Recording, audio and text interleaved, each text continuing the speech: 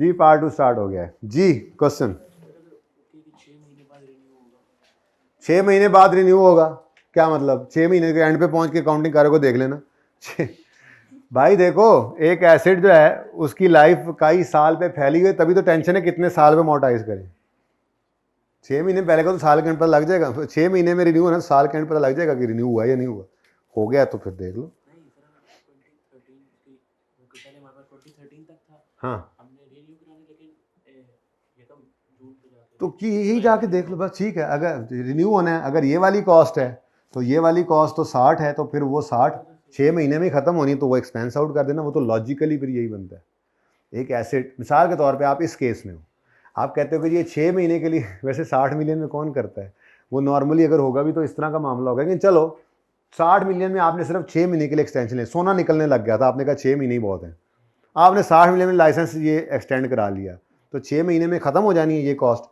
ये तो 2 साल में ख़त्म हो गया था ना। अच्छा पहले इसकी बात, चलो नीचे वाले में आ गए।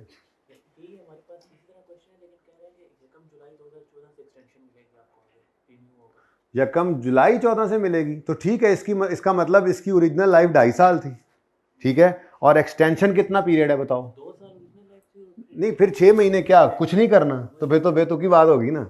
वो तो फिर अगर आप एक्सटेंशन लेते नजर आ रहे हो और वो मिनिमल है, तो फिर इसका मतलब वो 6 महीने क्या मतलब आपसे वो ले लेंगे लाइसेंस, ऐसी तो बेतुकी बात नहीं होती। या लाइसेंस आपको एक चीज़ पूरा सेटअप लगाया होता है आपने, आपको एक लाइसेंस दिया गया है तो रिन्यूअल का ऑप्शन भी साथ ही दिया जाता है कि ये कहेंगे 6 महीने ज़रा जाओ ना तुम बाहर छुट्टियाँ गुजार के आओ, फिर वापस आना, फिर तुम्हें दोबारा रिन्यू कर देंगे। हैं तो अबूरी हुकूमत है, वो काम रुका रहेगा, काम रुका रहेगा, लेकिन अमोर्टाइजेशन तो नहीं रुकेगी।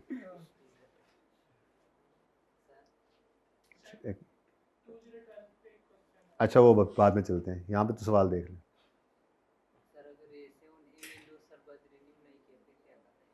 नहीं किया इसमें, सोचा था कि रिन्यू करेंगे, ये 2 साल गुजर गए तो नहीं यार रिन्यू नहीं करते यार, फ़ायदा नहीं हो रहा, तो ठीक है 40 एक्सपेंस आउट हो गया था, अब बाकी 60 ने आपको कोई फ़ायदा देना है? नहीं ना देना, तो राइट ऑफ कर दो इकट्ठा ही। अब ये एस्टीमेट चेंज है, तो बेटा एस्टीमेट चेंज है ना, अंदाज़ा था कि फ़ायदा देगा, अब को मतलब गैब का इल्म तो अल्लाह के पास ही है ना।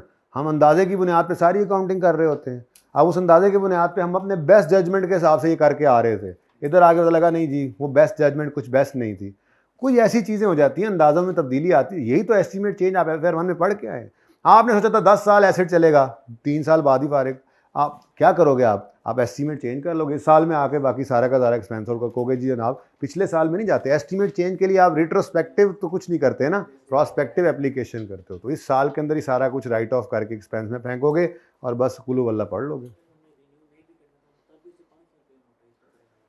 जी अगर रिन्यू नहीं करना तो 5 साल पे करेंगे, लेकिन रिन्यू ना करना इज समथिंग एल्स। वो भाई साहब कह रहे हैं कि फ़ायदा ही कोई नहीं है अब इसका, तो फ़ायदा कोई, तो फिर राइट ऑफ कर देंगे। और अगर रिन्यू आपने नहीं करना तो ये रिन्यूअल नहीं करेंगे तो यहाँ पे तो वैसे ही वो रुक जाना है, रिन्यूअल नहीं किया तो रुक जाना है, तो फिर इसको फिर राइट ऑफ करना पड़ेगा क्योंकि वापस तो करना ही है।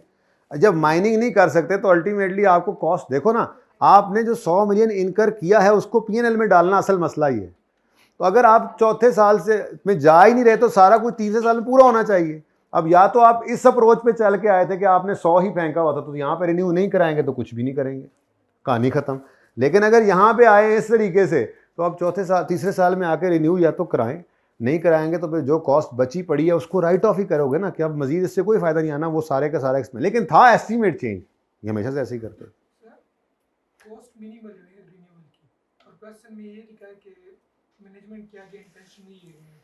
भाई वहां पे मैंने पहले बात कर दी है, स्टैंडर्ड की बात मानेंगे, ठीक है। अच्छा चीज सिंपल है, इसको सिंपल ही रख लेते हैं, ठीक है।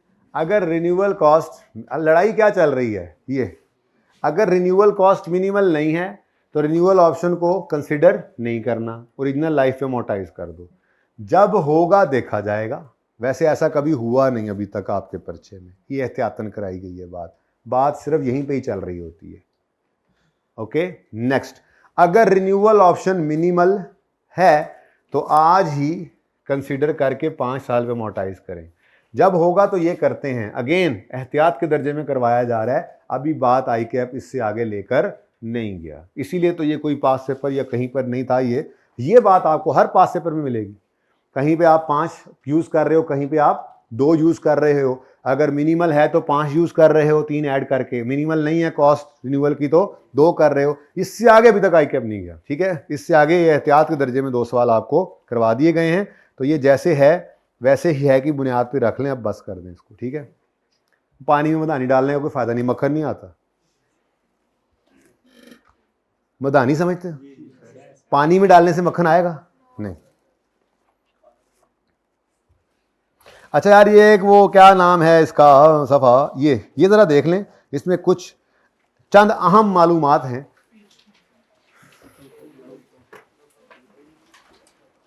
बल्कि ये दोनों सफ़े ही पढ़ लेते हैं। Page number 231।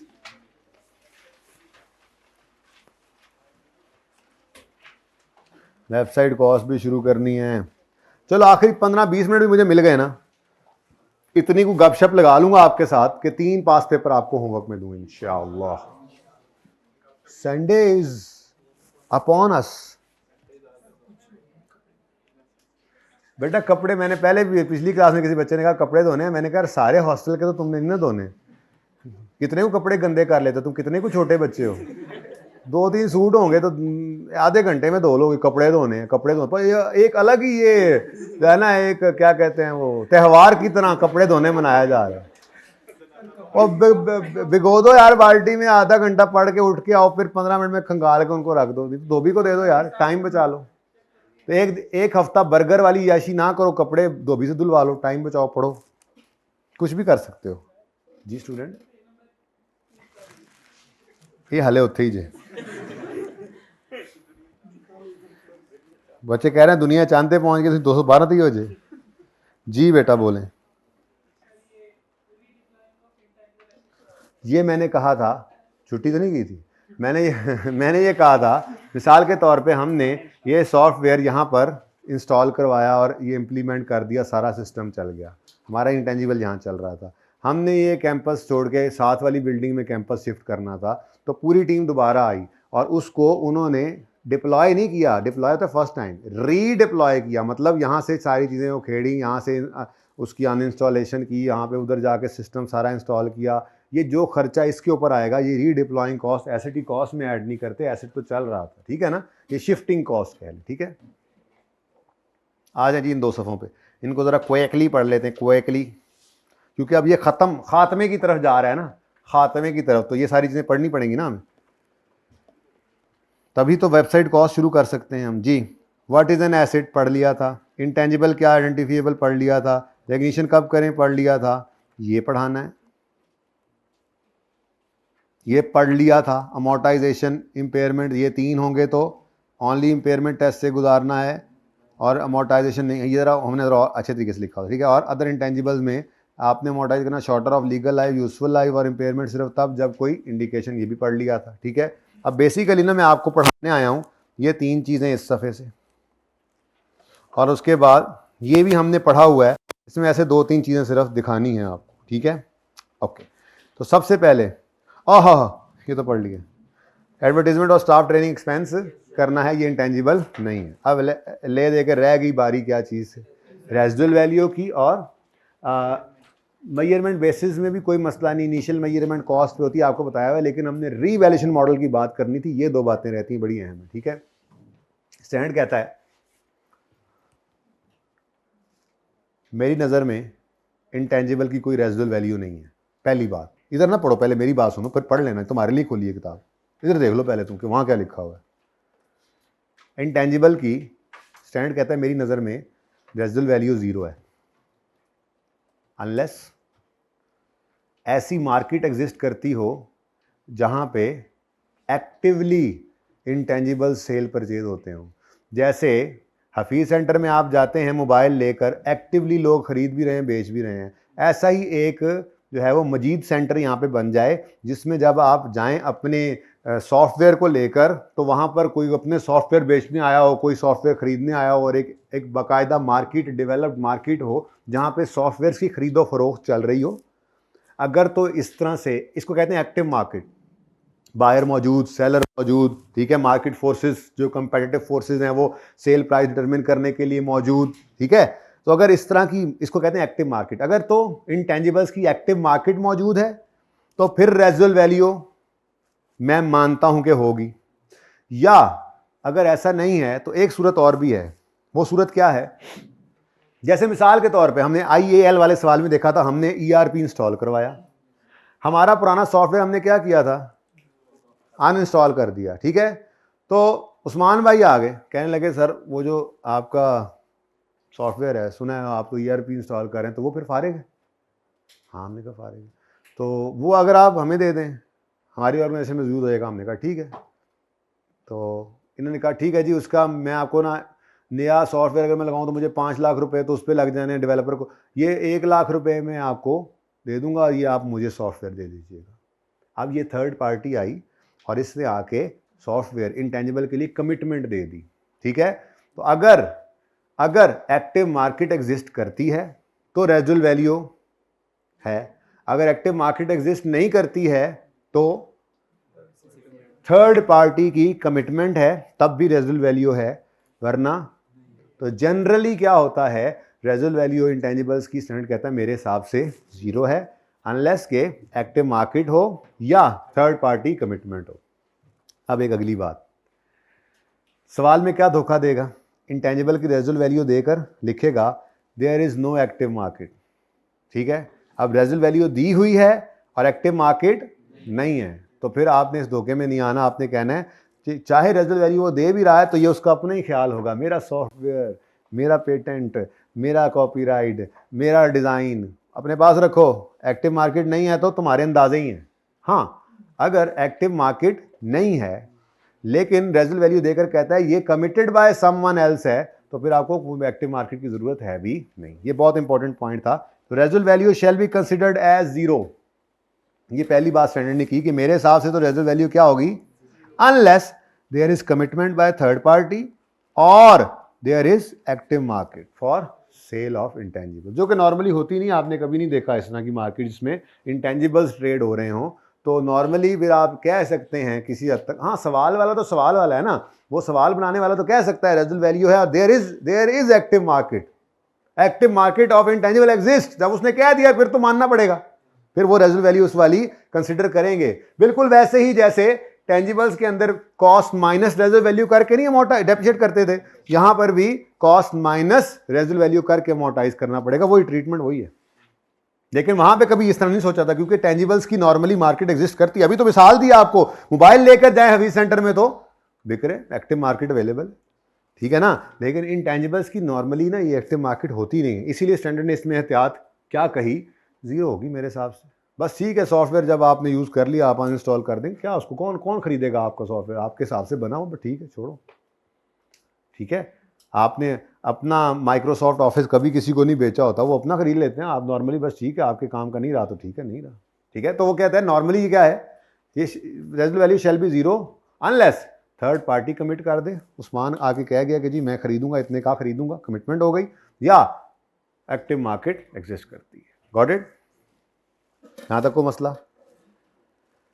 मेजरमेंट इनिशियली किस पे करोगे और सब्सिक्वेंटली कॉस्ट, और बिल्कुल वैसे ही जैसे IAS 16, लेकिन IAS 16 इससे आगे चुप हो जाता था, इसने तो शर्त पे शर्त लगाई हुई है। मसला क्या है, मसला क्या है आपके ख्याल में, क्यों आगे शर्तें लगाएगा ये रिवैल्यूएशन मॉडल पे, मसला क्या है आपके ख्याल में? अभी तो मैं बता के आ रहा हूं कि नॉर्मली इनकी एक्टिव मार्केट नहीं होती है, तो एक्टिव मार्केट होगी तो फेयर वैल्यू होगी, फेयर वैल्यू मॉडल ही है ना रिवैल्यूएशन मॉडल। तो यहां पे फिर उस एक्टिव मार्केट की पिटाई शुरू कर दी इसने, ठीक है। कहता है सब्सिक्वेंट मेजरमेंट किस पे रख सकते हो, कॉस्ट पे या रिवैल्यूएशन मॉडल पे। लेकिन रिवैल्यूएशन मॉडल के नीचे उसने क्या क्या लिखा, कहता है रिवैल्यूएशन मॉडल पे आप तब रख सकते हो only be revalued if active market is available. अच्छा, अब रिवैल्यूएशन के लिए थर्ड पार्टी कमिटमेंट वाली बात भी नहीं चलेगी, ठीक है ना। आप कहो कि जी हमने उस्मान आया था, उसने हमारा पुराना सॉफ्टवेयर खरीदने का कहा है, 100 में कमिटमेंट की है, हमने वैसे ही उससे कहा है कि अगर तुम्हें नया ERP दें, तो उसने कहा है कि जी मेरी कमिटमेंट ये है कि मैं ये 500 में आपसे खरीद लूँगा, वो 100 में खरीदूंगा, ये 500 में कमिट करता हूँ।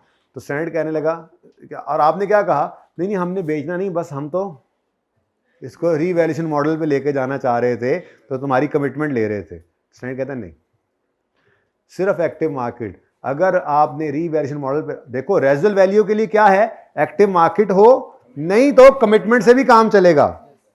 लेकिन रीवैल्यूएशन मॉडल पे जाना है, IAS 38 के इंटेंजिबल को अगर आपने लेके जाना है, तो लाजमी क्या है, एक्टिव मार्केट एग्जिस्ट करे। तो अगर एक्टिव मार्केट एग्जिस्ट करे तो रीवैल्यू करोगे, वरना नहीं कर सकते। ठीक है, अगर नो एक्टिव मार्केट और वैल्यूअर असाइंस अ वैल्यू, ये अपनी तरह से वैल्यूअर बना हुआ था, फिर भी नहीं।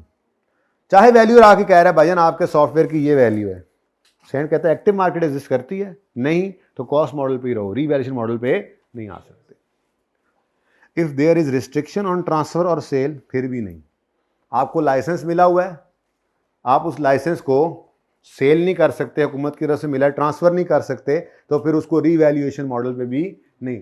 मतलब रीवैल्यूएशन तो फेयर वैल्यू के ऊपर लेके जाना है, और फेयर वैल्यू जब चीज को बेचने जाए तभी निकल रही है, आपको इजाजत ही नहीं है उसको बेचने की। ठीक है, अच्छा वो कहता है अगर पहले एक्टिव मार्केट हुआ करती थी और अब नहीं रही, तो जो आखिरी एक्टिव मार्केट थी ना, बस उसी पर ही रखो और फिर अमोर्टाइज करी जाओ, उसको ये नहीं करना कि वापस कॉस्ट पे ले जाएं। ठीक है ना, तो ये जनाब रीवैल्यूएशन से रिलेटेड डिस्कशन है। तो मेजरमेंट कॉस्ट मॉडल पे भी हो सकती है। अच्छा, अब ये ज़रूरी है पढ़ना इसलिए क्योंकि ये भी ऐसे ही करेगा, आपको सवाल के अंदर वो कह देगा कि जी इसकी फेयर वैल्यू ये है, और नीचे जाकर लिख देगा एक्टिव मार्केट एग्जिस्ट नहीं करती। अब यहां पर कमिटमेंट लिख भी दे, रीवैल्यूअर ने वैल्यू असाइन कर दिया, तो धोखा नहीं खाना। अगर उसने ये लफ्ज लिख दिया एक्टिव मार्केट एग्जिस्ट नहीं करती, तो रीवैल्यूअर वाली वैल्यू भी धोखा है। तो सादा बात, बस इतनी सी बात थी। क्या रेजिडुअल वैल्यू क्या होती है नॉर्मली, वो कहता है रेजिडुअल वैल्यू 0 होगी अनलेस एक्टिव मार्केट एग्जिस्ट करती हो, नहीं करती तो थर्ड पार्टी कमिटमेंट से भी काम चलेगा। मेजरमेंट सब्सिक्वेंट कर सकते हो कॉस्ट मॉडल पे या रीवैल्यूएशन मॉडल पे। ठीक है, इनिशियल तो कॉस्ट पे ही है ना, सब्सिक्वेंटली कॉस्ट पे भी रह सकते हो और रीवैल्यूएशन पे भी। रीवैल्यूएशन मॉडल पे सिर्फ कब आओगे, कब आ सकते हो, जब एक्टिव मार्केट एग्जिस्ट करे। अगर एक्टिव मार्केट एग्जिस्ट नहीं करती, रीवैल्यूअर भी वैल्यू कर रहा है, तो नहीं मानेंगे।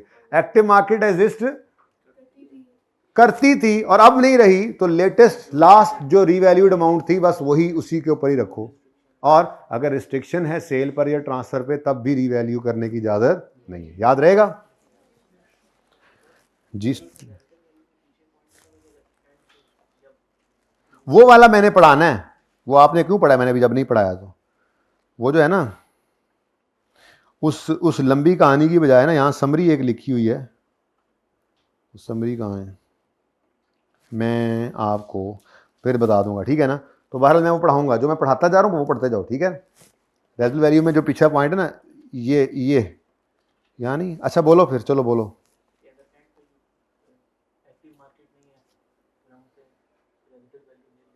हाँ, तो यही लिखा हुआ है, एक्टिव मार्केट ना हो तो रेजिडुअल वैल्यू नील है। हाँ, तो बेटा वो असल में ना फिर वो चलते चलते ख़त्म हुई होगी ना, तो अब मुझे आज खड़े होकर कैसे पता है कि एक्टिव मार्केट उस दिन ख़त्म हो जाएगी।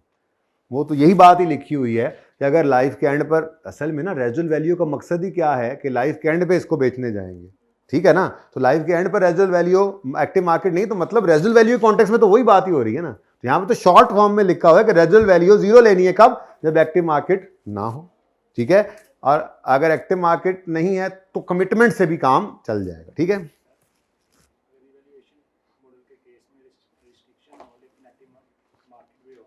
नहीं कर सकते, ये तो लिखा हुआ है, if there is restriction on transfer और sale we will not revalue, even जो मर्जी हो।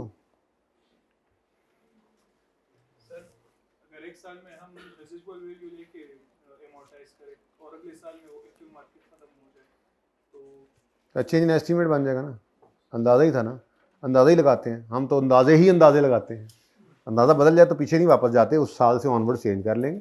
चेंज इन एस्टीमेट की अकाउंटिंग क्या है, book value at the date of change in estimate over remaining life, आगे अमोर्टाइजेशन चेंज हो जाएगी, फिगर चेंज हो जाएगी। जाहिर सी बात है, बुक वैल्यू ही पकड़ते हैं, जो अमोर्टाइज हो चुका, ऑनवर्ड जो बाकी बचा है उसको रिमेनिंग लाइफ पे बांट देते थे, ऐसे ही करते थे। अभी तो बचपन से आए हो ना, यहाँ बड़े एस्टीमेट्स होंगे, IS 37 में भी उनमें अंदर चेंज भी आता रहेगा। तो एस्टीमेट चेंज IS 8 ऐसे थोड़ा ही बड़ा कीमती स्टैंडर्ड था। तो एस्टीमेट हम बेतहाशा अकाउंटिंग के अंदर हम बहुत सारे जजमेंट्स यूज़ करते हैं, बड़े सारे एस्टीमेट्स लगाते हैं और उनमें चेंज भी आ सकता है, इंसान ही है ना। तो जब भी वो चेंज आएगा तो पिछले सालों को छेड़ते नहीं है। जैसे यहाँ पे आप IS 12 पढ़ेंगे, आप टैक्स का अंदाज़ा लगाते हैं, आपने कैफ 2 में पढ़ा, उसको प्रोविजन फॉर टैक्स कहते हैं, टैक्स का अंदाज़ा। उसमें चेंज आता है तो आप पिछले साल को आके नहीं IS 8 लगा के करेक्शन ऑफ एरर करने लग जाते हैं। अंदाज़ा था, चेंज हो गया, टैक्स वालों ने नहीं माना, बढ़ा दिया, कम कर दिया, तो आप इस साल में एडजस्टमेंट करोगे। Change in estimate. एस्टीमेट का मतलब ही क्या है?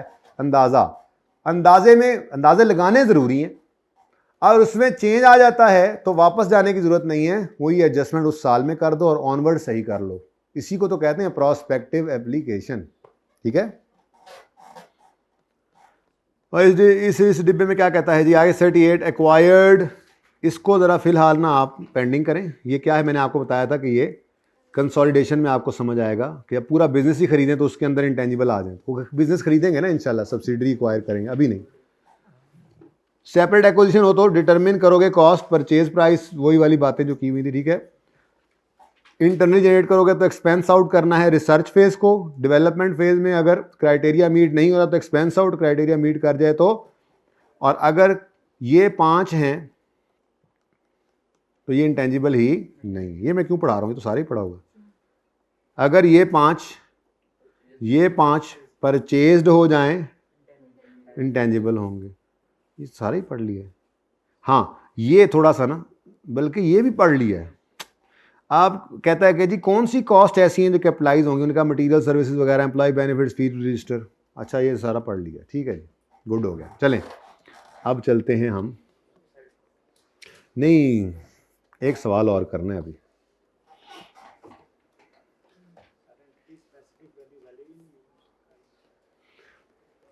मैंने उसको छोड़ा हुआ है ना अभी, डेफिनेशन को पढ़ा दूंगा।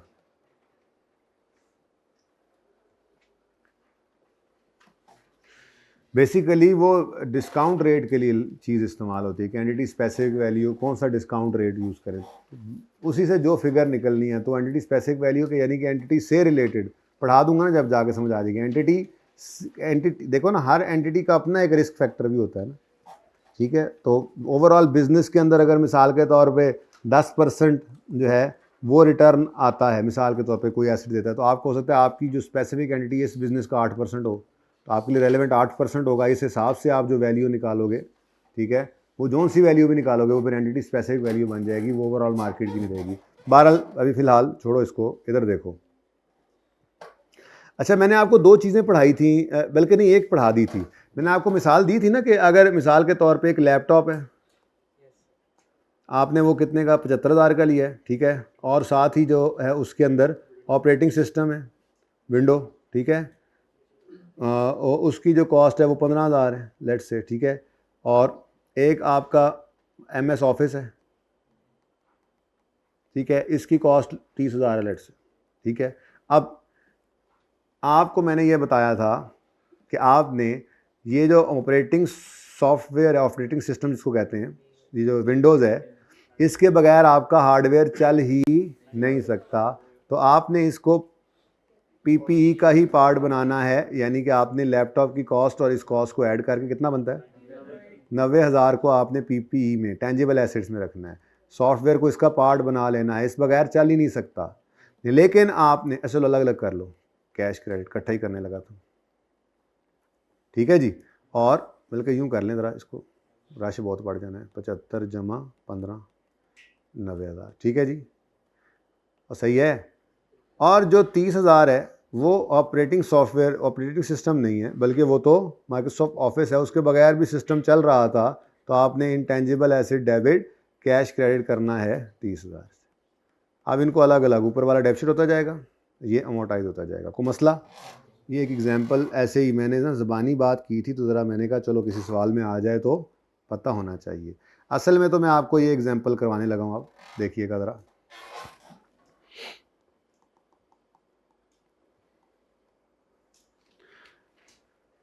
जी, we purchased,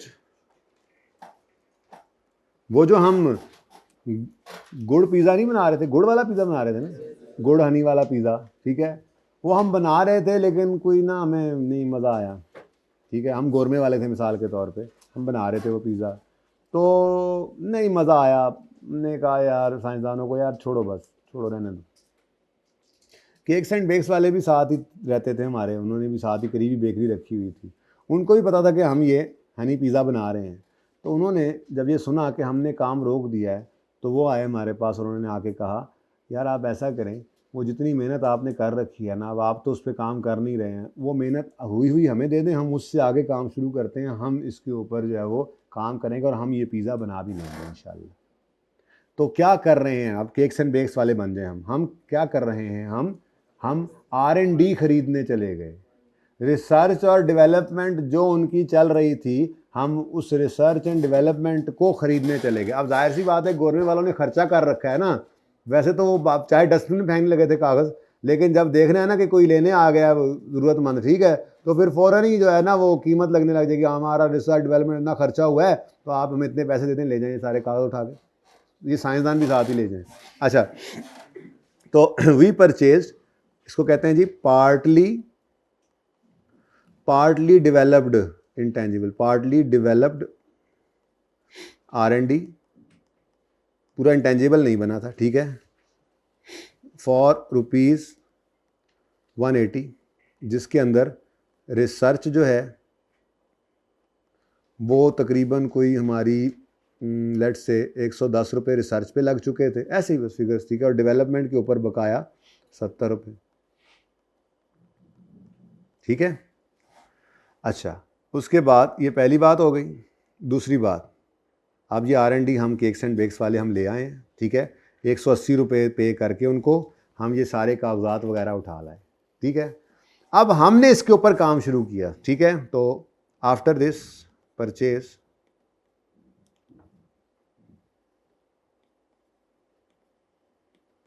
after this purchase we incurred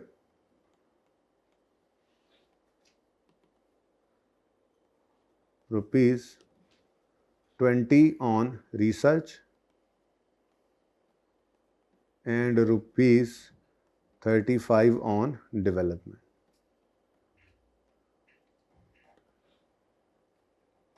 लो जी, एग्जाम्पल आपकी तैयार है, गर्मा गर्म मज़ेदार एग्जाम्पल और गुड़ वाली और सॉल्यूशन अब हम तैयार कर लेते हैं।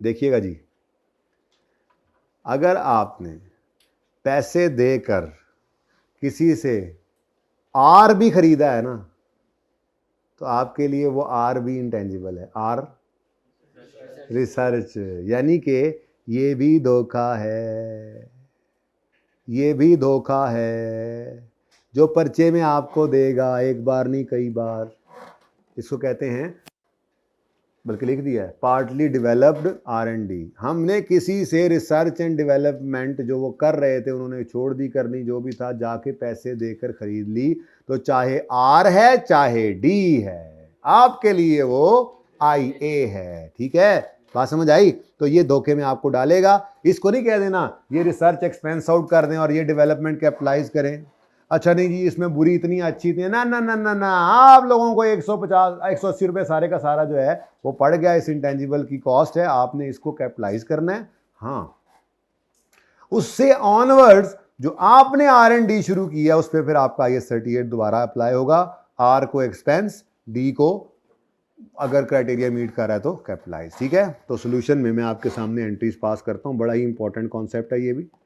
तो इंटेंजिबल एसेट डेबिट करेंगे 100, हाँ धोखे में 180 से इंटेंजिबल डेबिट, कैश क्रेडिट, ये पैसे देकर आप खरीद लाए, ठीक है।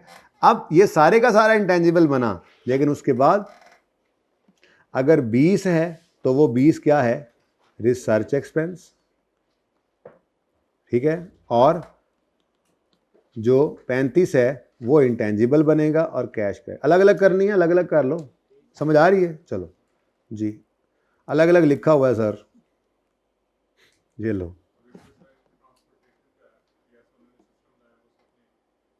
जी।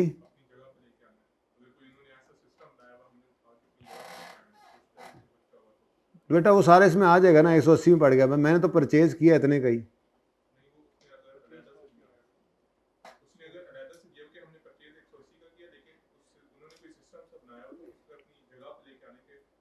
हाँ तो जो जिस रिक्शे में डाल के लाए हो उसका किराया डाल दो ना उसमें, वो परचेज में ही पड़ा ना, हम तक आने के लिए ज़रूरी खर्चा था। हाँ वो कॉमन सेंस, स्टैंडर्ड ने ऐसी बात नहीं की, लेकिन ये बिल्कुल कॉमन सेंस है कि अगर आपने वो कोई सिस्टम के ऊपर काम किया हुआ था वो भी उठा के ही लाना था, मेज़ कुर्सियाँ वही वाली चाहिए आपको, तो आपने वो जिस सेजोर के अंदर रख के लाना है उसका किराया ऐड कर दो, 180 में वो शामिल होगा या 185 कर लो फिर, और ठीक है। अच्छा जी, और intangible asset debit, cash credit कितने से? ठीक है, ये कॉन्सेप्ट समझ आया?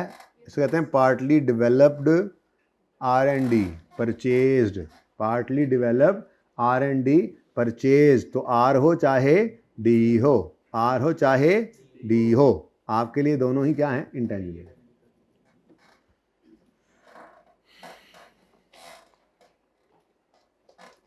आई विश के हम शुरू कर पाएँ। अच्छा जी, ये देखें जी, सिर्फ पढ़ रहा हूँ, जर्नल एंट्रीज करनी है, आपका होमवर्क है, कल आते साथ मतलब मंडे को आते साथ कराऊंगा ये, लेकिन ये 255 पे पास पेपर 4 है। मैं ये दोनों पार्ट्स पढ़ने लगा हूँ, 4 नंबर का ये पार्ट सिर्फ जर्नल एंट्रीज हैं, खुद देखें, इजी इजी।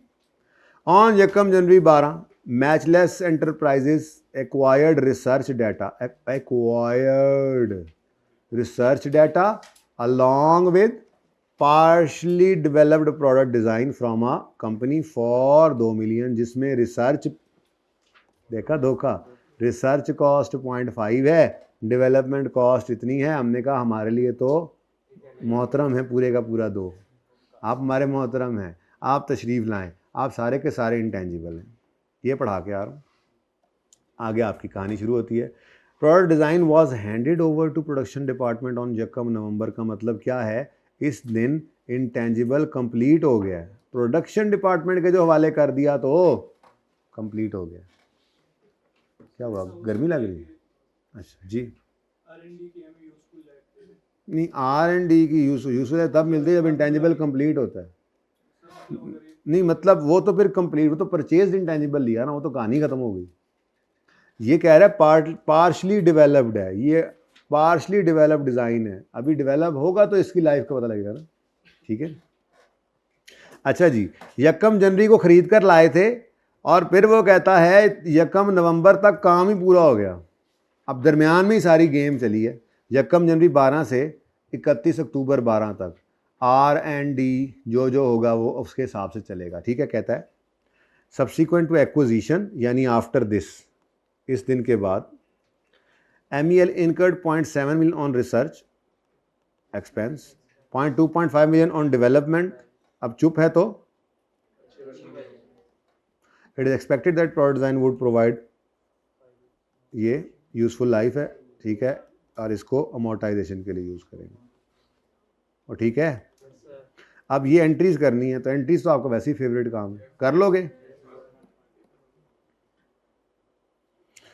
ये सवाल इसलिए इम्पॉर्टेंट है कि मैं इसको मैं लिखवाऊंगा इंशाल्लाह मंडे को, क्योंकि ये सवाल में आप गौर फरमाएं तो 8 नंबर हैं, तो यहाँ पे लंबी लंबी छोड़ना सिखानी है ना आपको फिर सवाल बहुत आसान है ना, देखो ऑन यकम जनवरी 12 TFL acquired manufacturing right of an assorted range of juices and well known, वो कहता है 50 मिलियन का हमने एक राइट मैन्युफैक्चरिंग राइट ले लिया है, कोई जूस बनाने कंपनी थी, हमने कहा ये जूस हमें बनाने दें, कितने साल के लिए? 5 साल के लिए, ठीक है। आगे लिखा होगा, यहाँ तो नहीं लिखा हुआ, चलें। अच्छा, following are relevant clauses, the agreement is valid for 5 years and is renewable for another 5 year at अब वो कह रहा है नॉमिनल, तो अच्छी बात है, हमें तो कंपेयर भी नहीं करना पड़ा, वो खुद कह रहा है नॉमिनल, थोड़े से पैसे दे के 5 साल और बढ़ा लेना, तो इसका मतलब आपने लीगल लाइफ कितनी लेनी है? 5 + 5 10। ऐसे यूज़ हो रही होती हैं चीज़ें, पढ़ ली आपने आहिस्ता आहिस्ता करके, ठीक है। Manufacturing rights are not transferable and can not be, अच्छा इसका मतलब है आप देखो ना, असल में ये क्या है? एक्सप्लेन है, एक्सप्लेन, मुसीबत पड़ गई फिर। अब अंग्रेज़ी लिखनी है तो फिर हर चीज़ लिखनी है, अब 8 नंबर पूरे करने हैं, तो सब्सिक्वेंट मेजरमेंट की जब बारी आएगी ना, इस लाइन को सामने रखते हुए हम ये भी कहेंगे कि रीवैल्यूएशन मॉडल यूज़ नहीं हो सकता क्योंकि ये तो ट्रांसफरेबल ही पढ़ा के आ रहा हूँ ना, ऐसे कैसे, तो रीवैल्यूएशन नहीं हो सकती, ये मॉडल यूज़ नहीं हो सकता। आगे कहता है after erection of its plant, यानी जाहिर है यकम जनवरी को वो राइट मिला तो फिर उन्होंने 5-6 महीने लगाकर वो प्लांट लगाया जिसके ऊपर मैन्युफैक्चरिंग करेंगे। After erection of plant TFL started manufacturing of product on यकम जुलाई 12। अब एक और सवाल खड़ा होता है, राइट टू मैन्युफैक्चर तो यकम जनवरी को आ गया था, क्या यकम जुलाई तक वेट करें उसको अमोर्टाइज करने का या यकम जनवरी से ही शुरू करें? भाई बेतुकी बात है, यकम जुलाई पे तो 4.5 साल उसकी लाइफ रह गई होगी, तो हम तो यकम जनवरी से जिस दिन right intangible available for use हो गया उस दिन उसको अमोर्टाइज करना शुरू कर दें, सिंपल, ठीक है। अच्छा, due to intense competition new product was not able to achieve desired sale in first 6 months of launching, इसका क्या करेंगे? हाँ देखो आप बस हो गया, तैयारी हो गई आपकी इंशाल्लाह, आप देख लो ना, आप खुद प्रैक्टिस की तो ये फ़ायदा हुआ, सारे सवाल डिक्टेट करवाते हैं मुझसे तो क्या फ़ायदा होता। तो उस्मान भाई मोबाइल पे देख कर ज़रा बताएं कि अगर हम वो अगर ये सब्सिक्वेंट मेजरमेंट में रीवैल्यूएशन मॉडल भी नहीं रख सकते तो कॉस्ट मॉडल पे रहेंगे, ये बताएंगे उसको, और साथ ही ये कहेंगे कि क्यों नक्का डिज़ायर्ड सेल्स नहीं पहले 6 महीने में मिली हैं, चन्ना नच्चा आप अपने इस इंटेंजिबल को टेस्ट कर लें फॉर इम्पेयरमेंट। बस आगे तो कुछ नहीं ना, डाटा की है या नहीं है, तो हम यूँ बोलेंगे टेस्ट कर लें for impairment by comparing book value with recoverable, ठीक है। लेकिन मसला ये नहीं है, मसला ये है कि यकम जनवरी पे अलग बताना है या 31 दिसंबर पे अलग बताना है। तो यकम जनवरी पे आप इनिशियल रिकग्निशन वाली कहानी लिखेंगे, ये अगर कभी लिख कर आ जाए ना, ओए होए होए होए होए, दिल मेरा गार्डन हो जाए कि सही लिख के आ जाए। इनिशियल रिकग्निशन की कहानी लिखोगे, कब रिकॉर्ड करना है? जब बेनिफिट्स प्रॉबल हो फ्यूचर के और कॉस्ट लायबिलिटी। फिर इनिशियल मेजरमेंट की बात आप करेंगे, इनिशियल मेजरमेंट किस पे करनी है? एट कॉस्ट, और वो कॉस्ट क्या है जी? 50 मिलियन। अब ये बात से ज़्यादा और कुछ लिख नहीं सकते इनिशियल मेजरमेंट पे यकम जनवरी, चलो कोई नहीं कुछ तो लिखा। अब आए 31 दिसंबर पे, अब जो हमने बात शुरू की तो हमने बात करते ही गए, हमने कहा जी सब्सिक्वेंट मेजरमेंट कॉस्ट मॉडल पे भी हो सकती है, और लेकिन चूंकि नॉन ट्रांसफरेबल है तो स्टैंडर्ड इसको रिवीजन मॉडल पे जाने नहीं देता, ठीक है। दूसरी बात, इसकी लाइफ जो है वो 5 साल है, लेकिन रिन्यूअल मिनिमल है, इसलिए 10 साल पर इसको अमोर्टाइज करना है, अमोर्टाइजेशन की डिस्कशन आ गई। और तीसरी बात, अब चूँकि लाइफ थी इसलिए उसको इम्पेयरमेंट की डिस्कशन करवाना चाह रहा था आपसे, तो उसने एक लाइन बीच में डाल दी, क्या? डिज़ायर्ड रिजल्ट अवेलेबल नहीं हो सके, तो आप तीसरी बात कर दोगे इम्पेयरमेंट टेस्ट लगा लो क्योंकि डिज़ायर्ड रिजल्ट्स जो है वो अचीव नहीं हुए। इसके अलावा हाँ, अब चूँकि 8 नंबर हैं तो फिर और थोड़ी सी बरकत डालो। मैं तो कहूँगा रेजिडुअल वैल्यू अमोर्टाइजेशन करते हुए ना, कहीं जिक्र ही नहीं है ना, चलो छोड़ो बस काफ़ी है। तो ये पॉइंट्स ही, हर एक पॉइंट पे 2-2 3-3 लाइनें लिखनी, सफ़ा बन जाता है, ठीक है ना। ये इनिशियल रिकग्निशन 2 शर्तें हैं, फिर इनिशियल मेजरमेंट कॉस्ट पे होगी और साथ ही लिखोगे सारी डायरेक्टली ऑडिबल कॉस्ट जो है वो परचेज प्राइस में ऐड होती हैं। यहाँ पर सिर्फ परचेज प्राइस गिवन है तो ये रिकॉर्ड कर लेंगे। फिर सब्सिक्वेंट मेजरमेंट में आपने कॉस्ट मॉडल रिवीजन मॉडल का बताना है, रिवीजन मॉडल नहीं लगाना है ये बताना है, अमोर्टाइजेशन के बारे में बताना है, लीगल लाइफ +5 करके 10 यूज़ करके अमोर्टाइजेशन एक्सपेंस निकाल के ये बताना है, अच्छा खासा वाद बन जाएगा। और फिर इम्पेयरमेंट की बात भी कर देंगे। तो ये बड़ा ही टेक्निकल काम होता है लिखना, ठीक है। तो अल्लाह करे आप लिखा है, मेरा टाइम बच जाएगा, ठीक है। चलें आ जाएं जी, आप वेबसाइट कॉस्ट हैं, ये होमवर्क है, ये होमवर्क है, ऐड क्या कर लें? ऐड तो अब करना है, जो कुछ थोड़ा सा पढ़ लिया तो आज थोड़ा सा ज़्यादा पढ़ लेते हैं, वैसे भी हफ्ता है, ठीक है। तो ये वेबसाइट कॉस्ट करके ही जाएं आप लोग, थोड़ा सा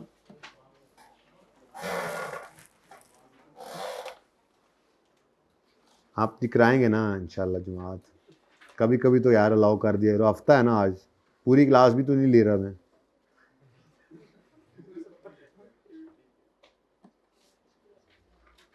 सबसे अच्छी क्लास तो आप लोगों की रहेगी ना, जो कि ऐसे ही बगैर एक्स्ट्रा क्लास पढ़े कभी कभी 15 मिनट 20 मिनट एक्स्ट्रा पढ़ लिया करेंगे।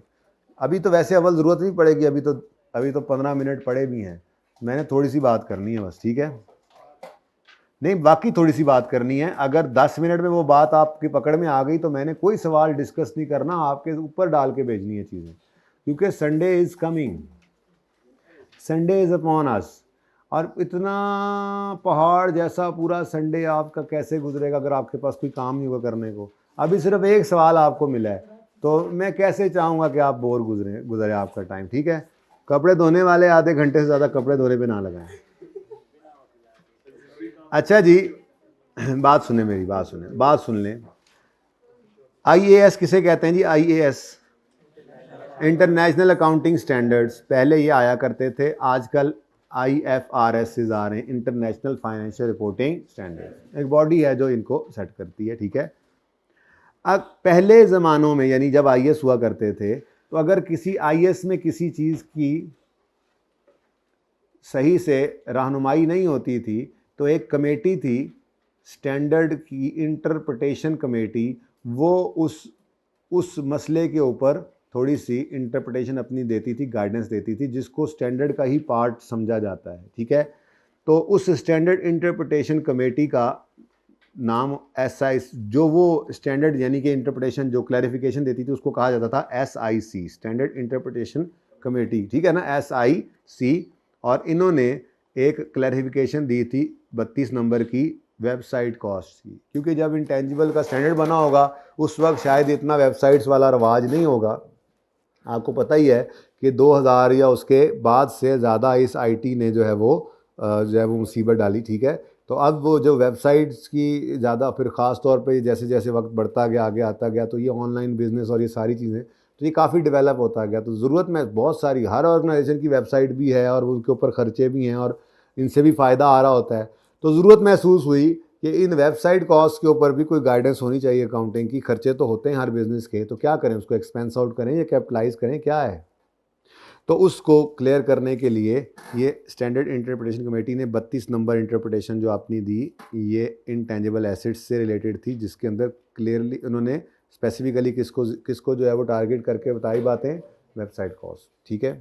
अच्छा, ये भी पुरानी बात है, अब पता है क्या, मतलब अब आजकल जो है ना, आज इफ्रिक्स आते हैं, international financial reporting interpretation committee. यानी आजकल अगर आपका किसी स्टैंडर्ड में कोई मसला हो जो क्लियर ना हो रहा हो, तो उसके लिए जो क्लैरिफिकेशन आती है, जैसे आप पढ़ेंगे भी सही इंशाल्लाह, इफ्रिक 1 है, इफ्रिक 1 डी कमीशनिंग के ऊपर पूरा ये मतलब ये इंटरप्रिटेशन दी गई है, ठीक है। इफ्रिक 1 हमारे सिलेबस में है, हम पढ़ेंगे इंशाल्लाह, ठीक है, एक ही है। तो इफ्रिक क्या है जी? International financial reporting interpretation committee, ठीक है ना। मैंने कहा ऐसे नाम से ना परेशान होते नहीं। अब बात क्या है जी, ये बेसिकली बात इंटरनली, देखो अगर वेबसाइट आपने बनी बनाई खरीदी है फिर तो टेंशन ही कोई नहीं है ना, वो तो सीधी सीधी क्या हो गई, परचेज कर दिया आपने, उसको कॉस्ट पे रिकॉर्ड कर लिया, इंटेंजिबल ही है। मसला आता था कि ऑर्गेनाइजेशन अपनी वेबसाइट्स को इंटरनली जनरेट कर रही होती थी, तो उसके बारे में ये स्पेसिफिक गाइडेंस है, ठीक है जी। अगर इंटरनली जनरेटेड वेबसाइट्स हैं तो उनके लिए SIC 32 क्या गाइडेंस देता है, उसने ना इनको 2 हिस्सों में बांटा। देखो, वेबसाइट आपको शायद पता हो, ऑर्गेनाइजेशंस अपने इंटरनल यूज़ के लिए भी बनाती हैं, जिस पर मैं और आप जाके एक्सेस कर ही नहीं सकते, ठीक है। तो ऐसी इंटरनली जनरेटेड वेबसाइट्स जो फॉर इंटरनल यूज़र्स होती हैं, जैसे मिसाल के तौर पे कॉलेज वालों ने एक वेबसाइट बनाई हुई है जिस पर सिर्फ जो है वो टीचर्स जो है वो अपने कोर्स को शेयर करते हैं, टेस्ट को शेयर करते हैं, या यहाँ के एम्प्लॉयज़ की रूल्स रेगुलेशंस पॉलिसीज़ हैं वो जो है वो वहाँ पर लिखी हुई हैं, या कोई और जो मसले मसाइल होते हैं वो उनको शेयर किया जाता है वहाँ पर, लेकिन बाहर के बच्चे को उस वेबसाइट पे एक्सेस नहीं दी गई। तो बहरहाल वेबसाइट तो ये भी है, लेकिन ये और इंटरनल यूज़र्स है, ठीक है। तो अगर आपने इंटरनली जनरेटेड वेबसाइट बनाई है, कंस्ट्रक्ट किया है फॉर इंटरनल यूज़र्स ओनली, तो इसमें कोई लड़ाई नहीं है। जो कॉस्ट है बस आपने उसको क्या कर देना है, कैपिटलाइज कर देना है। जो आपने खर्चा किया है, ये एक फ़ायदे की चीज़ है, इससे आपको फ़ायदा आता है, ठीक है। तो आपने क्या करना है, इसको कैपिटलाइज, यानी यहाँ पे भी लड़ाई नहीं है। तो फिर लड़ाई कहाँ है? वहाँ पे लड़ाई है जब आपने वेबसाइट जो है वो फॉर एक्सटर्नल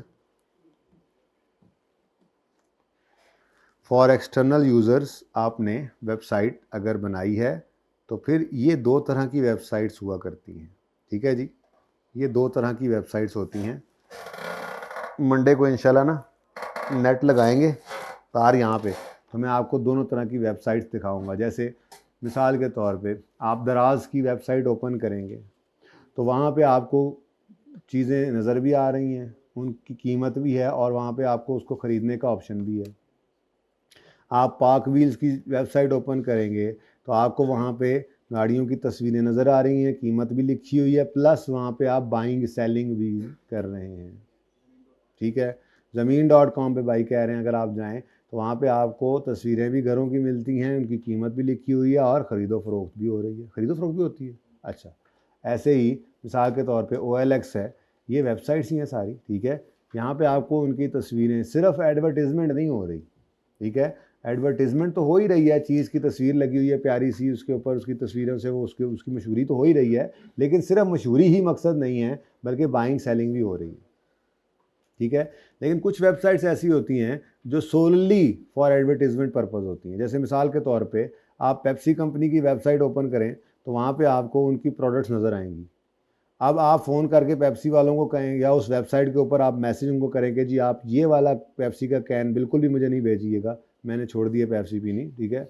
या उन्हें कहेंगे मुझे फ़लाँ चीज़ जो है वो आप ये डिलीवर कर दें, तो वो कहेंगे जी ये हमने वेबसाइट इसलिए तो नहीं बनाई, वहाँ से आप कोई ऑर्डर प्लेस नहीं कर सकते, वो सिर्फ किस लिए है, एडवर्टीज़मेंट पर्पज़ के लिए, ठीक है। तो अगर एक्सटर्नल यूज़र्स के यूज़ के लिए आपने वेबसाइट बनाई है तो ये दो तरह की हो सकती हैं, एक solely for advertisement purpose, solely for advertisement purpose. अगर आपने सिर्फ एडवर्टीज़मेंट पर्पज़ के लिए वेबसाइट बनाई है तो मुझे बताएं इसके ऊपर ख़र्चा तो होगा कि नहीं होगा। वेबसाइट बनने पे ख़र्चा तो होता है ना, उसको मेंटेन करने पे भी ख़र्चा होता है, तो ये सारे खर्चे कहाँ पे जाने चाहिए आपके ख्याल में? एक्सपेंस, स्टैंडर्ड के ख्याल में भी एक्सपेंस में ही जाने चाहिए, क्योंकि इससे क्या हो रहा है, एडवर्टीज़मेंट, ठीक है। और अगर आपने इसको फॉर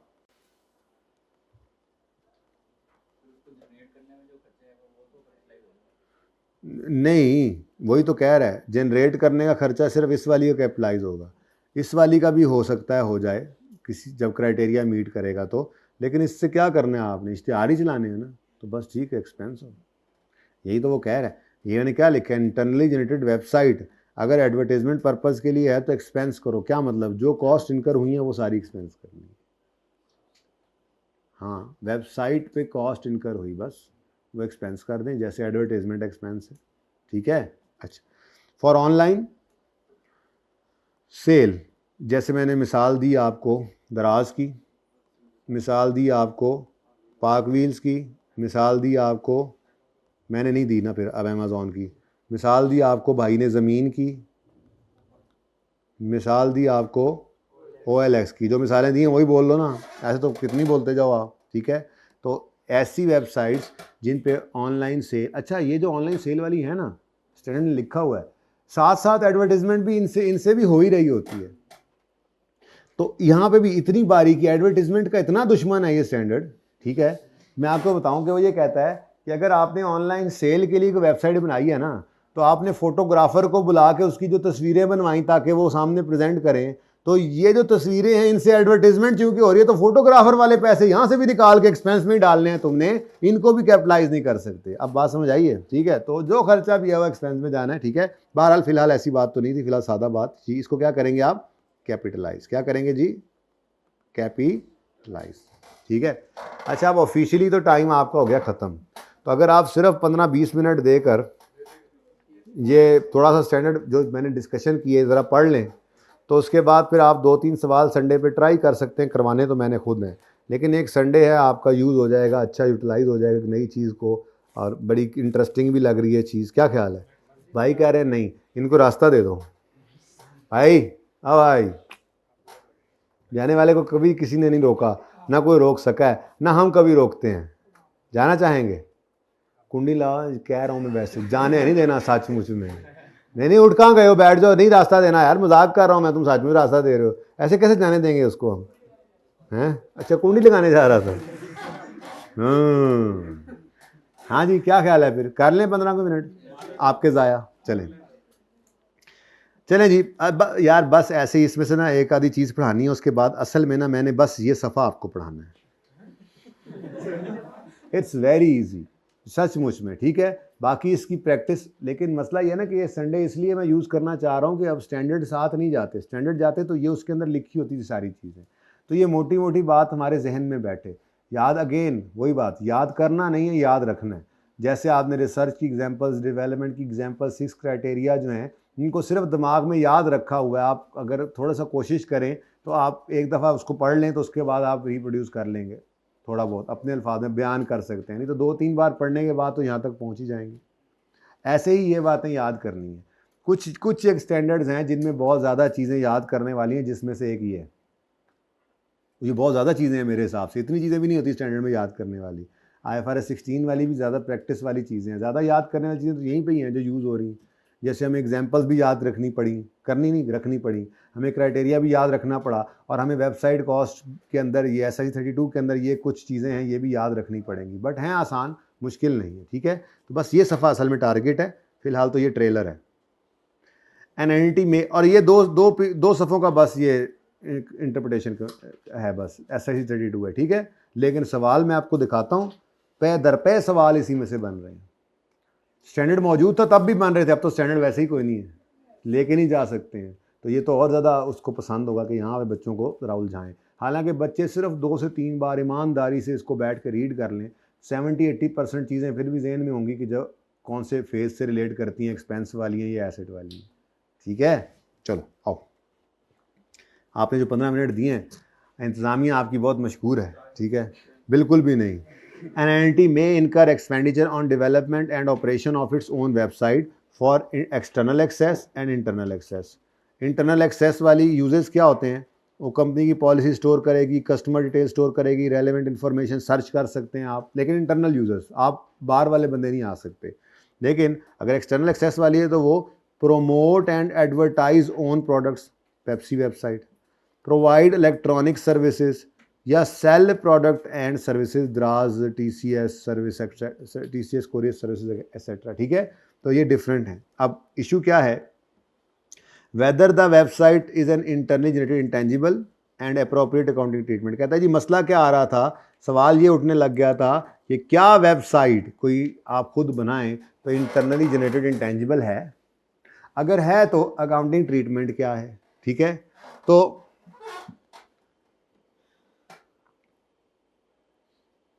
उसने कहा entity own website that arises from development and is for internal और external access is an internally generated intangible that is subject to requirement. वो कहता है कि आपने अगर इंटरनल या एक्सटर्नल एक्सेस के लिए कोई डेवलप की है वेबसाइट तो वो आपका इंटेंजिबल है, लेकिन IS 38 का क्राइटेरिया वही, मतलब फ्यूचर बेनिफिट्स प्रॉबल, वही वाली बात, कॉस्ट, कोई भी एसेट के बारे में जो क्राइटेरिया होता है वो यहाँ पर भी है। खैर वो कहता है ये आपका एसेट है, अच्छा।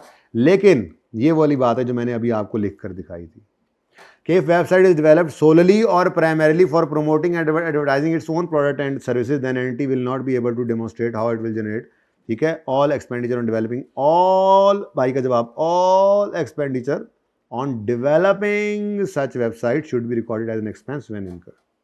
जितने की मर्जी बनवाई है, P&L में एक्सपेंस, एडवर्टीजमेंट कॉस्ट भी तो होती हैं, लाखों रुपए के इश्तेहार चलते हैं, को सस्ते होते हैं, करोड़ों रुपए के इश्तेहार चल जाते हैं, को सस्ते होते हैं, एक्सपेंस आउट तो कर रहे होते हैं ना उसको भी, ठीक है। चलें आगे।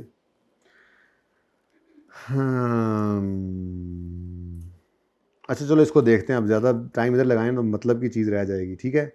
बार यहाँ पे वही बात कह रहे हैं, कंक्लूजन क्या, एंटिटी ओन वेबसाइट जो है वो इंटेंजिबल सिर्फ तब है जब फ्यूचर बेनिफिट प्रॉबल हो। और यार पढ़ थक गए, तो ये देखो अजीब सी बात लिखी है, कल पढ़ा दूंगा वैसे चलो ये तो देख लो। कहता है वेबसाइट की यूज़फुल लाइफ जो है वो जितनी भी हो, स्टैंडर्ड कहता है मेरे हिसाब से बस शॉर्ट हो, यानी कि जितनी मर्जी रखना, लेकिन चूंकि ये इतनी रैपिडली चेंज होने वाली चीज़ है कि आपने अगर वेबसाइट कॉस्ट जो इनकर की है उसको इंटेंजिबल बनाया भी है, तो मेरा ये मशवरा है कि उसका जो बेस्ट एस्टिमेट हो, जो आप तो दिल करे लाख एस्टिमेट जो है, लेकिन ज़रा शॉर्ट ही रखना, ये मुनासिब है मेरे हिसाब से, ठीक है। स्टैंडर्ड ने ऐसे मशवरा दिया, ठीक है। ये कहाँ कहाँ नहीं लगता ये इंशाल्लाह परसों पढ़ाऊँगा। अब आते हैं असल कहानी की तरफ। आपको ये वाला जो कॉलम नज़र आ रहा है ना, ये स्टैंडर्ड में मौजूद नहीं है, ये स्टैंडर्ड में मौजूद असल में स्टैंडर्ड में मौजूद नहीं है। स्टैंडर्ड में तो ये वाला कॉलम है और फिर ये कॉलम है और फिर ये कॉलम। जब स्टैंडर्ड होता था तो वहीं से पढ़ाया जाता था ये, ताकि वहीं से आप हाईलाइट कर लें और इतना भी ना याद रखना पड़े जितना आप रखना पड़ता है। ठीक है, बहरहाल आपके सामने इस कॉलम को डालने का मकसद क्या था। यहाँ पे लिखा हुआ है वेबसाइट को इंटरनली जनरेट करने के वक्त, जैसे आप दूसरे इंटेंजिबल्स को इंटरनली जनरेट करते हुए आपने कैटेगराइज किया था ना रिसर्च एंड डेवलपमेंट में, तो यहाँ वेबसाइट के बनाने को इस SIC 32 के अंदर उन्होंने बांटा किस में, planning, application and infrastructure development, graphical design development, content development और ऑपरेशंस। ठीक है, अब ये असल में तो यही हैं, लेकिन ये जिस नस्ल से मिलते थे जो हम पढ़ के आए हैं, तो वो यहाँ पर किताब में आपकी आसानी के लिए डाल दिया गया। यानी प्लानिंग फेज़ में जितने खर्चे होंगे ये दरअसल वही है जो जैसे रिसर्च का फेज़ होता था, तो इसके सारे खर्चों को कहाँ लेके जाना चाहिए। अब देखो, बगैर पढ़े आपको पता है, बस सिर्फ ये देखना है कि प्लानिंग फेज़ में कौन कौन सी एक्टिविटीज़ आती हैं। अगेन यहाँ पे वही छेड़खानी करेगा कि एक्टिविटीज़ के नाम लिखेगा शरारत करके, ताकि आपको अंदाज़ा हो सके कि आपको अंदाज़ा है या नहीं है कि ये कौन सा वाला फेज़ है, प्लानिंग है या उसके बाद वाला है। ठीक है, बाद में ये 3 काम हैं, लेकिन तीनों काम के सामने क्या लिख दिया, डेवलपमेंट, ताकि आपको आसानी से ये याद हो जाए कि planning phase research type expense में जाना है और बाकी जो भी फेजेस थे वो सारे के सारे क्या हैं, डेवलपमेंट की तरह से हैं। उनके अंदर आपने क्राइटेरिया मीट हो रहा हो तो कैपिटलाइज करते रहना है। ठीक है, अच्छा, अब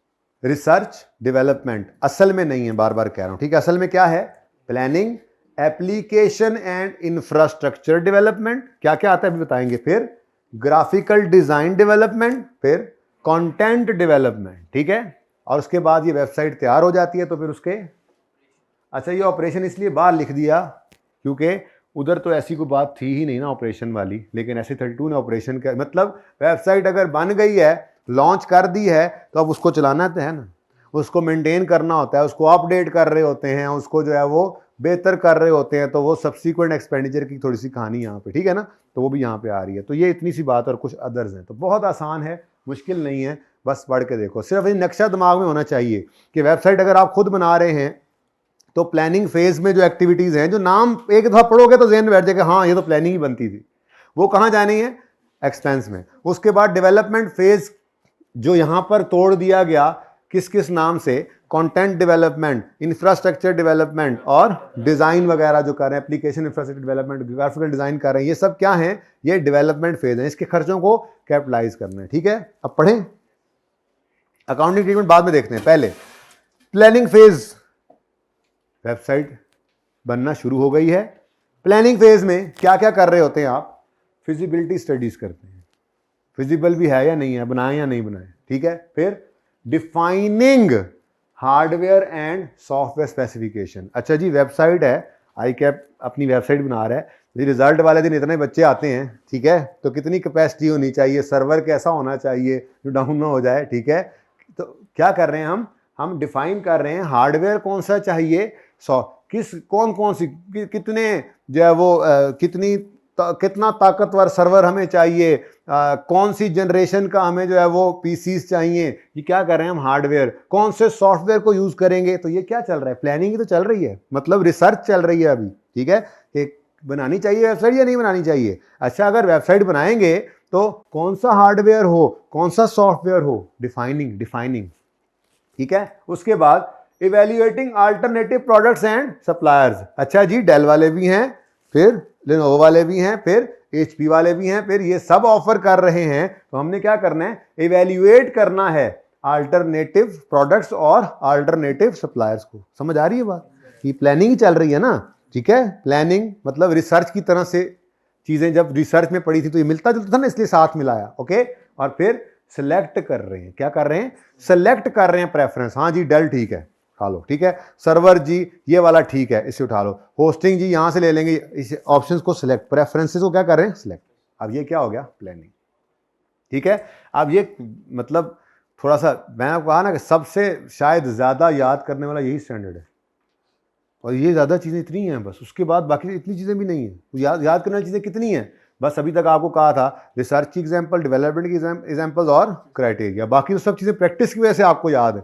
अमोर्टाइजेशन शॉर्टर पे करनी है, लीगलाइज का वो सब कुछ तो लिखा हुआ स्टैंडर्ड में होता है, लेकिन आपको वैसे याद है प्रैक्टिस की वजह से। ये चीज़ें याद रखने वाली हैं, ठीक है। वहाँ से आप पढ़ के आया है 38 में, यहाँ पर आपको ये याद रखना पड़ेगा, लेकिन मुश्किल नहीं है। 2 बार पढ़ो, तीसरी बार असल में रिप्रोड्यूस नहीं करना होता, असल में वो लिख कर दे देता है और देखते साथ आपको पहचान।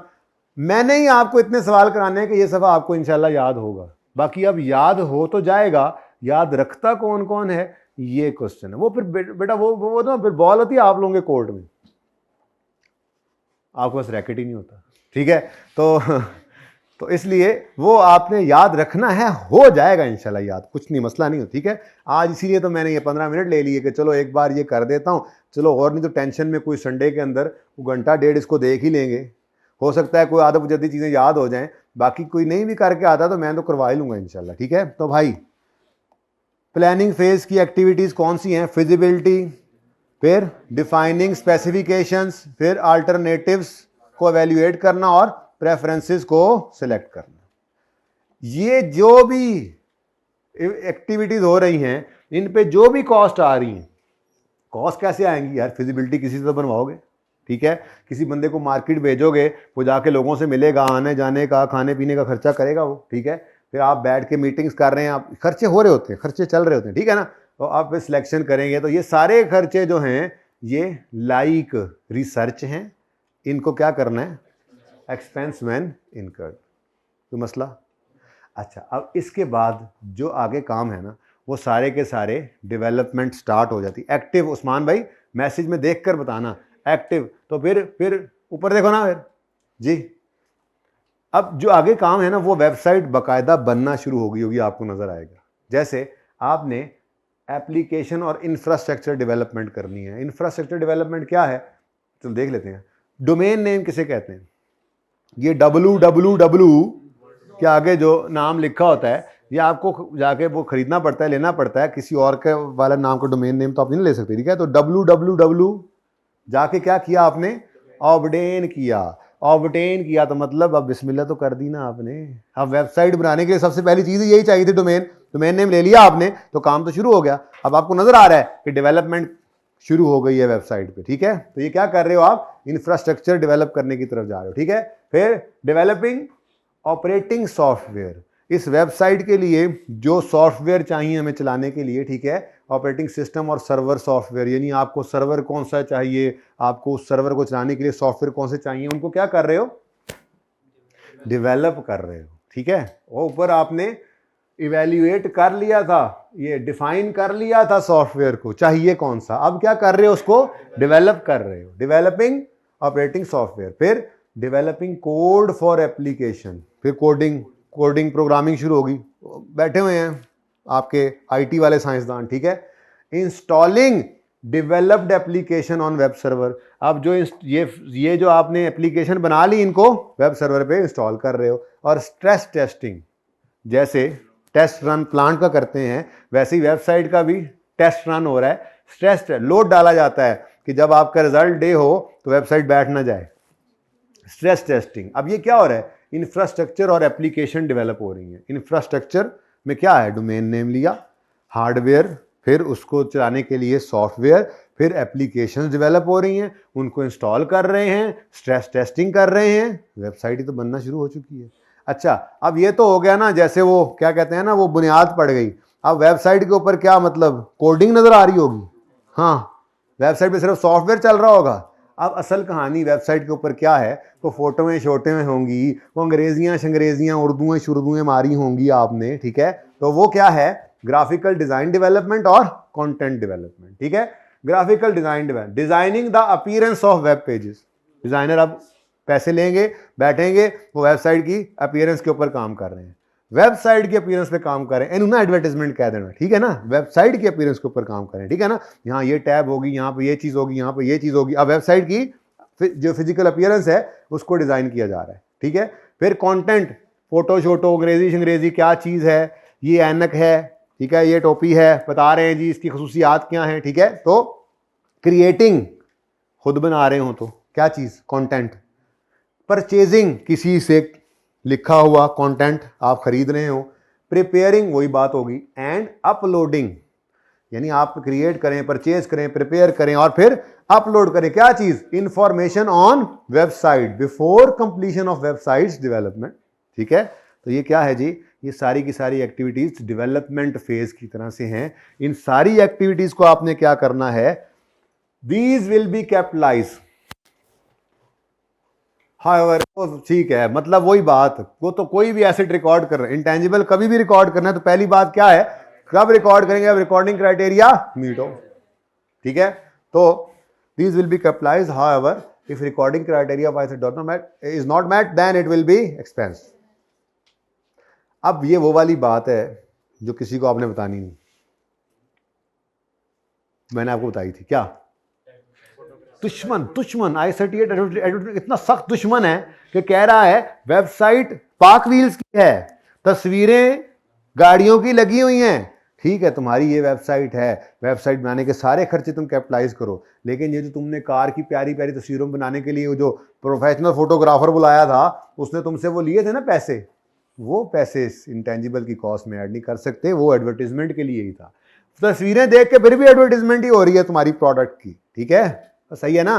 तो ये पढ़ो, बड़ा इंपॉर्टेंट, ये बहुत इंपॉर्टेंट। आई थिंक एक बार टेस्ट भी किया है कैप ने, I think expenditure incurred in development phase, इसी फेज के दौरान फोटोग्राफर को बुलाया था। कब, जब हम creating, purchasing, preparing and uploading information कर रहे हैं, तो इंफॉर्मेशन में अंग्रेजी भी लिख रहे होंगे, उर्दू भी लिख रहे होंगे, उसके अंदर इंफॉर्मेशन भी दे रहे हैं, तस्वीरें भी तो लगा रहे होते हैं ना। तो ये डेवलपमेंट फेज के दौरान ही उसने कहा, वो जो फोटोग्राफर नहीं आया था आई सर्टिफिकेट कहता, मैं बैठा हुआ था देख रहा था, फोटोग्राफर आया था ना। Expenditure incurred in development phase for advertisement purpose is expense.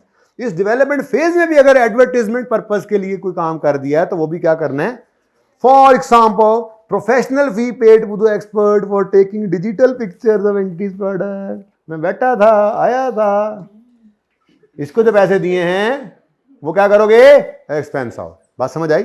अब ये याद रखना है, देखो भाई, प्लानिंग फेज ये अब देखो ऐसे ही 2-3 बार पढ़ने से याद हो जाता है। प्लानिंग फेज में क्या है, फिजिबिलिटी कर रहे हैं, फिर सॉफ्टवेयर हार्डवेयर को डिफाइन कर रहे हैं, फिर सिलेक्ट कर रहे हैं प्रेफरेंसेस अल्टरनेटिव्स को देखते हुए।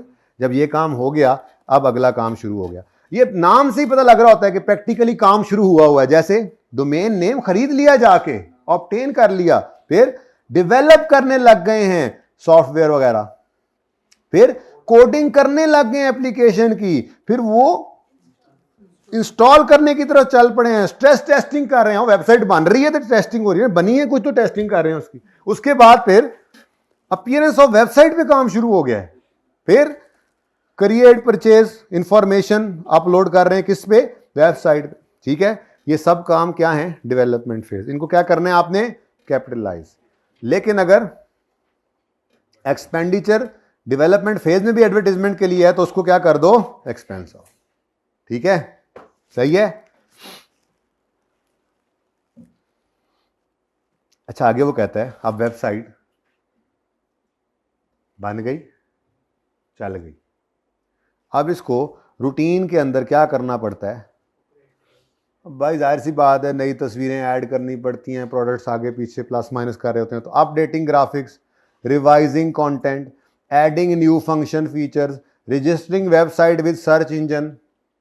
क्या मतलब कि जब भी कोई बंदा ग्लासेस लिखे तो सबसे ऊपर आपकी दुकान का नाम आना चाहिए। ये क्या है, सर्च इंजन को रजिस्टर किया आपने, बैकअप डाटा का निकाल, रिव्यू कर रहे हैं, सिक्योरिटी एनालाइज कर रहे हैं यूजेज वगैरह। तो ये सब क्या है, ये मेंटेनेंस एक्टिविटी है। क्या है ये बात समझ आ रही है ना। ये क्या है, मेंटेनेंस एक्टिविटीज है, नहीं मेंटेनेंस। वेबसाइट चल गई है, बेहतरीन, कैपिटलाइज कर लिया उसको, अब ऑनवर्ड्स उसको चला रहे हैं, तो अपडेट करते रहते हैं हम, उसको देख रहे हैं यूजेज कितना है, वेबसाइट को वेब सर्वर के साथ जो है वो रजिस्टर कर रहे हैं, बैकअप कर रहे हैं डाटा को, छोटे मोटे फंक्शंस ऐड कर रहे हैं। तो स्टैंडर्ड कहता है बस ठीक है, एक्सपेंस करो व्हेन इनकर्ड, एक्सपेंस करो व्हेन इनकर्ड। हाँ, अगर कोई ये ऐसा खर्चा है सब्सीक्वेंटली, ये सब्सीक्वेंट खर्चा, ये क्या है, ये सारे क्या हैं, ये ऑपरेशन का मतलब ही क्या है, ऑपरेशन का मतलब ही क्या है, चल पड़ी है वेबसाइट, तो ये कह सकते हैं जो हम IAS 16 में कहते थे सब्सीक्वेंट एक्सपेंडिचर। तो सब्सीक्वेंट एक्सपेंडिचर जो हैं इनको IAS 38 कहता है एक्सपेंस आउट करो, ठीक है जी, सब्सीक्वेंट को एक्सपेंस आउट करो।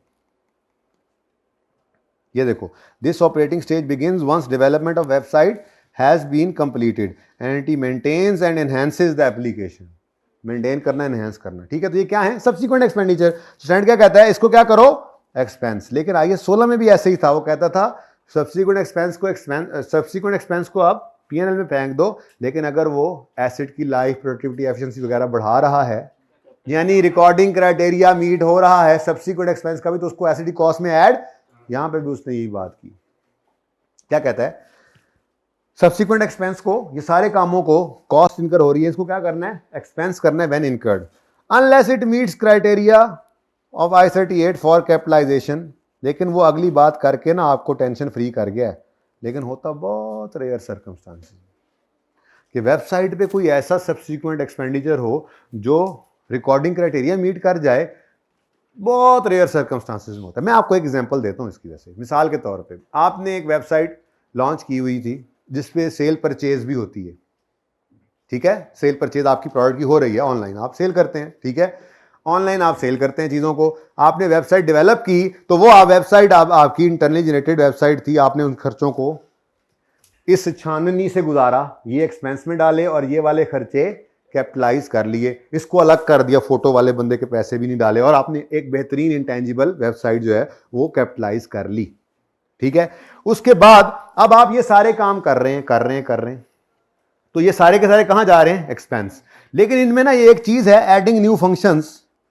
अब इनमें एक ऐसा फंक्शन भी आपने ऐड किया, बहुत रेयर मैं कह रहा हूं ऐसे होता है, ठीक है, कई फंक्शन ऐड कर रहे थे, लेकिन एक फंक्शन ऐसा था, जैसे मिसाल के तौर पे पहले सिर्फ कैश में ट्रांजैक्शन कर सकते थे लोग आपकी वेबसाइट से जब खरीदते थे, तो आपने उसके ऊपर ऑनलाइन पेमेंट का या क्रेडिट कार्ड का ऑप्शन ऐड कर दिया, जिस वजह से सेल्स काफी बढ़ गई। अब ये एक ऐसा फंक्शन आपने ऐड किया है जो आपको फायदा दे रहा है, जिसने वेबसाइट की एक तरह से यूजेबिलिटी को, फायदे को बढ़ा दिया। तो ये एक ऐसा खर्चा है जो सब्सिक्वेंटली हुआ है, लेकिन कैपिटलाइजेशन क्राइटेरिया मीट कर जाएगा, तो इसको इंटेंजिबल में ऐड कर दो। लेकिन ये स्टैंडर्ड नहीं कह दिया, this will only occur in rares, इसलिए ज्यादा बात बस इस तरफ लेकर ना जाओ, सादा बात, एक्सपेंस, कैपिटलाइज, एडवर्टीजमेंट का ध्यान रख, ऐसे ही याद रखना है और ये बस काम हो जाएगा, ठीक है। ये एक्सपेंस, ये कैपिटलाइज, ये एडवर्टीजमेंट को तस्वीरें खींचने वाले जो काम था ड्यूरिंग वेबसाइट डेवलपमेंट, जो तस्वीरें खींच के अपलोड की, वो तस्वीरों वाले खर्चा भी आपने वेबसाइट की कॉस्ट में ऐड नहीं करना, वो भी एक्सपेंस आउट है, ठीक है। और ये सब्सिक्वेंटली आप चलाने के लिए, उसको मेंटेन करने के लिए, एनहेंस करने के लिए को खर्चे कर रहे हैं, तो एक्सपेंस आउट करना है, अनलेस के वो रिकॉर्डिंग क्राइटेरिया मीट कर जाए, जो कि शाज़ो नादिर ही होता है, ठीक है। कुछ अदर्स भी डाले हुए उन्होंने। आखिरी बात, सेलिंग एंड एडमिन हमेशा expense, inefficiency expense, training expense, लेकिन यहां पर भी वही वाली बात आ जाएगी, अगर डायरेक्टली एट्रीब्यूटेबल कोई खर्चा हो जाए वेबसाइट यूज को प्रिपेयर करने के लिए, वही आईटी मैनेजर की एग्जांपल ले लेना, अगर उनको एक्स्ट्रा पैसे देकर आपने वेबसाइट पे काम करवाया है, तो वो डायरेक्टली एट्रीब्यूटेबल कॉस्ट बन के कैपिटलाइज होगी, वरना सेलिंग एडमिन खर्चे हों या इनएफिशिएंसीज हों, इनिशियल ऑपरेटिंग लॉसेज हों, एम्प्लॉय ट्रेनिंग हो, ये एसडी कॉस्ट में ऐड नहीं करने, ये क्या करने हैं आपने, एक्सपेंस हो। बस इस पूरे सफ़े को आपने घोल के पीना है इंशाल्लाह, याद नहीं करना प्लीज, मैं बार बार कह रहा हूं, बिल्कुल रट्टा लगाने की जरूरत नहीं है, आप सिर्फ ध्यान से बैठ के इसको 3 दफा पढ़ लें, चौथी बार आपको 90% बातें वैसी रिटेन हो चुकी होंगी। फिर उसके बाद जब जब हम सवाल करेंगे, मैंने किताब बंद करने का बोला, होमवर्क देना, जब जब सवाल आप करेंगे तो उसके यही फिगर सामने आएंगे और मैं ये सफा खोला करूंगा, ये पैसिव रट्टा मैं जरूर लगवाऊंगा आपसे, ये सफा आपके दिमागों के अंदर जरूर छप जाएगा, लेकिन याद करना नहीं है, बस उसको रखना है यार, ठीक है ना। आ जाओ, अब आ जाओ, फिर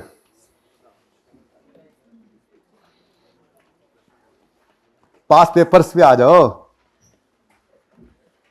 मैं तो कहता हूँ अब तो आप खुद भी देख देख के बता सकेंगे, यहाँ ये वाला सवाल मैंने होमवर्क में देना है, सर ने ये वाला देना है। मुझे लगता है मेरे से पहले आप पहुंच चुके हैं।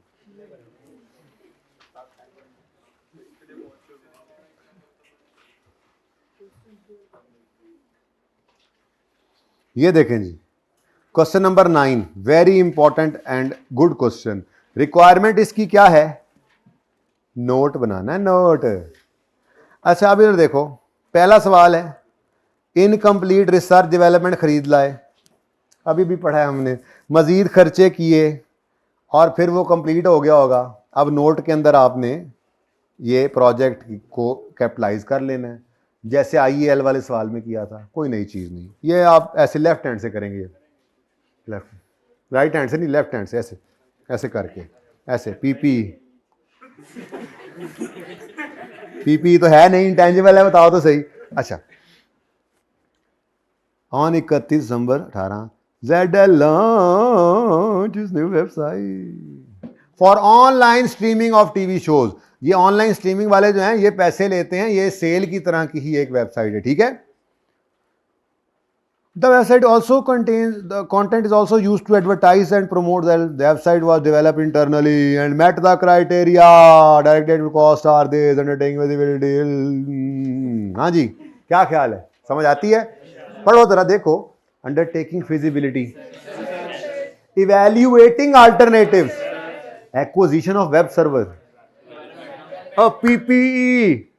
वेब सर्वर कहां से आ गया आपका वेबसाइट में? Intangible web server, server Bashir, server वो बड़े बड़े कमरों जितने सिस्टम होते हैं जहां लगे होते हैं वहां पे सर्वर, ठीक है। PPE सरप्राइज था। Next, acquisition cost of operating system of web server.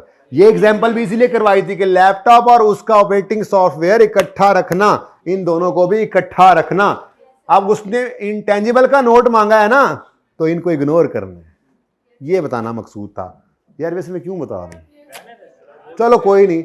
Registration of domain name, development ना कहा करो, अच्छा चलो खैर कह रहे हो तो।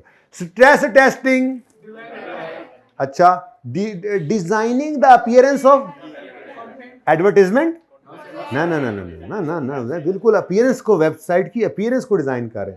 Development cost of new content related to online streaming, capitalise due to related, नहीं ये नहीं।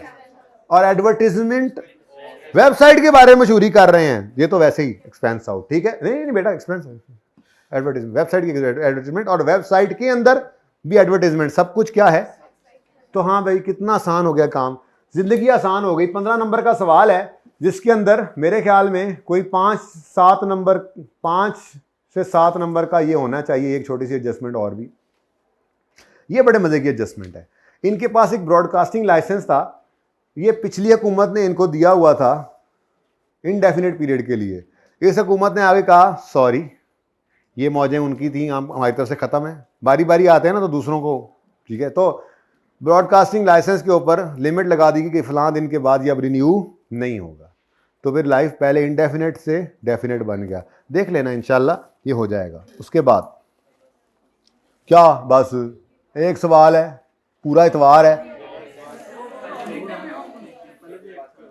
तुम गंदे कपड़े पहन के आ जाना क्लास में।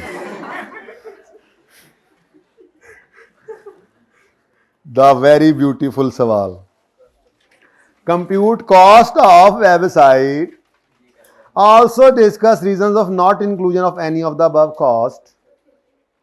पेज नंबर है 263। Advise engage in business of manufacturing and trading of consumer goods online, launch its own website for online sale of its product। आगे ना बदो, बस बाकी ध्यान से आप खुद पढ़ना। Defining hardware and software, salaries and general overheads. अगर ये डायरेक्टली एट्रीब्यूटेबल हुए तो अन्यवाह नहीं एक्सपेंस, हो सकता है नीचे जाकर कह दे, हो सकता है ना कहे, फिर expense. Development of content, registering website with search engine, annual fees. देखो अभी सिर्फ एक बार पढ़ा है और जो चीज़ें आ रही हैं। अच्छा, ये annual fees of web hosting, ये भाईजान ये ऐसा हुआ है कि पिछले सवाल में हमने वेब सर्वर अपना ले लिया था, यहाँ पे हमने कहा एडना पागलां इतना खर्चा करने की लोड़ नहीं है। वेब सर्वर्स किराए के ऊपर भी आपको वेब होस्टिंग देते हैं। वो वेब सर्वर क्या होता है ये भी बता दूंगा फिर कल, अब आज तो टाइम नहीं है, ठीक है। बाकी सर्च करना ना, संडे को ज़रा इस दफ़ा कीमती बना लेना ना, वेब सर्वर किसे कहते हैं, तस्वीरें उनकी देखना क्या होते हैं, ठीक है। तो वो वेब सर्वर अपना लगाने की बजाय बड़े बड़े वेब सर्वर अवेलेबल होते हैं जो कुछ फीस लेकर आपको वेब होस्टिंग दे देते हैं।